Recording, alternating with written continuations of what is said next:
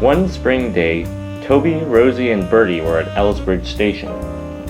"Hey, anyone up for a race?" said Bertie. "Sorry, Bertie," said Rosie. "I don't have the time for a race today." "How about you, Toby?" asked Bertie. "Sorry, Bertie," said Toby, "but I'm too old for high speeds." "Ah, well," said Bertie, "perhaps another time." Bertie tooted his horn cheerfully and then set off. But a few feet out from the station, there was a loud bang, and Bertie came to a stop.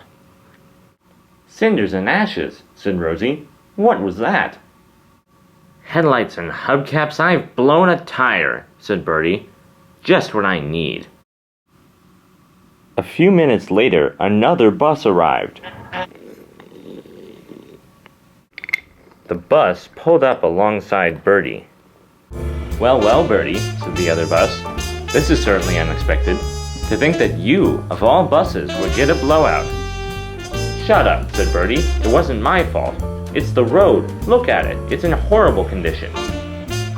But the other bus wasn't listening. "I'm ashamed of you, Bertie," he said. "You really should be more careful on the road." The teasing continued all the way up until the point when Bertie's passengers had successfully transferred onto the new bus. "Goodbye, Bertie," said the bus. "I suspect Butch will be along soon. That is, of course, if he doesn't blow a tire too." "Who was that?" asked Toby. "That," said Bertie, "was Baron. He works hard, I suppose, but he'll take any opportunity to make fun of the other buses, especially me." "Come on, old boy," said Toby's driver. "We need to get going." Toby clanked away, still thinking about what he'd seen. Later, Toby was bringing a freight car full of supplies to the cement works. "Fergus," asked Toby, "have you ever heard of a bus named Baron?" "Can't say that I have, Toby," said Fergus. "Patrick might have, though." "What's this? What's this?" said Patrick, rolling in. "Baron? He's nothing but a nuisance. Whatever he said to you, Toby, pay no mind to him." "Actually," said Toby, "he was teasing Bertie. It was nothing I haven't seen in this island before. I've just never met Baron." "Well, I can understand that," said Patrick. "He only came here just recently." Suddenly he paused, and his face changed. Something had dawned upon him. "Come to think of it, Toby," he said, "he mentioned that previously he had worked near another railway, a railway with your class of engine." Toby gasped. "You're right, Patrick. It's all coming back to me now. Back on my original railway." In those days, there were many of us, myself and my brothers, that is. We all worked in harmony together, and we enjoyed our lives on that railway. There were lots of passengers, visitors who came from all over to see us, and there was plenty of freight work to be done. But soon, roadways began to replace our tracks. The railway became obsolete. Cars and trucks were the new thing. One by one, my brothers were sent away to be scrapped. Cars, trucks, and buses began to do our work. Among them, as I remember now, was Baron.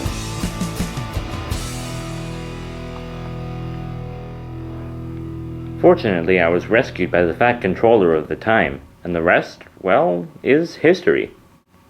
"Well," said Fergus, "I suppose that solves that puzzle." A little later, Toby found Percy resting on a siding. "Hello, Percy," said Toby. "You look a little troubled. What's on your mind?" Percy sighed. I don't really know, Toby. I can't pin it down. Recently, I've just been feeling kind of down, I would almost say let down, like the world is just some big disappointment. And I can't explain it. There's absolutely no reason I should be feeling this way.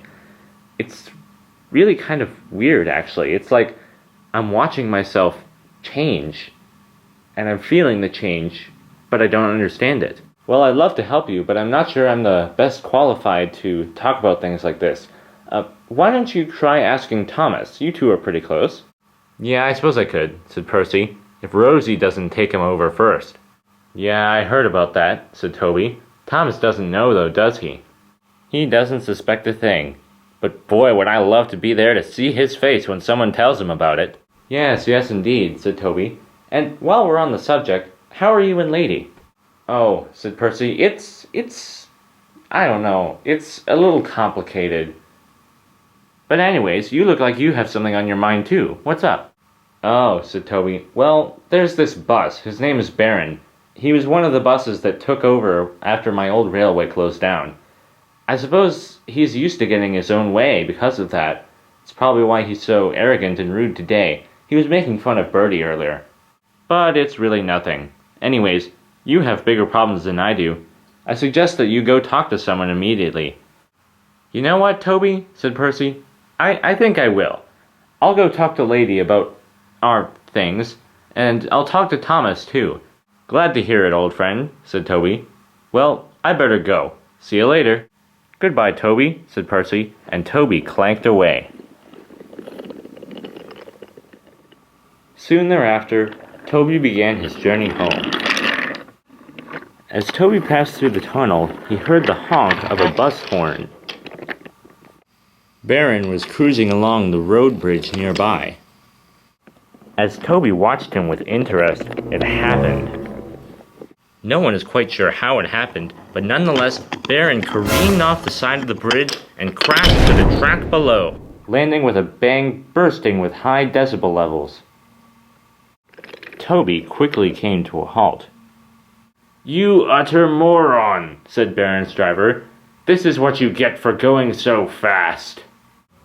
The impact from the crash landing had blown out not one, not two, not three, but all four of Baron's tires. Toby quickly went for help, though he found himself chortling as he went.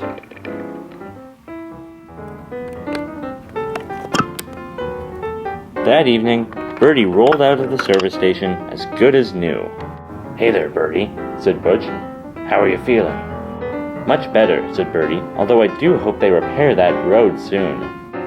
Then Bertie looked to see who Butch was towing.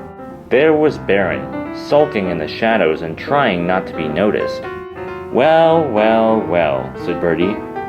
I'm surprised at you, Baron, to think that you, of all buses, would have 4 blowouts?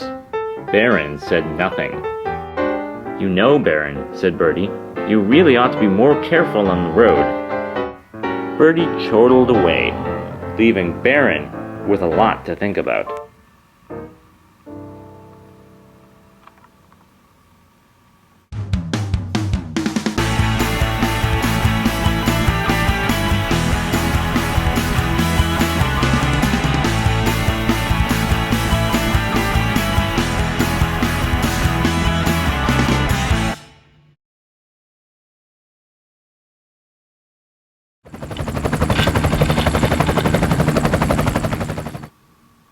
Topham, good to see you again.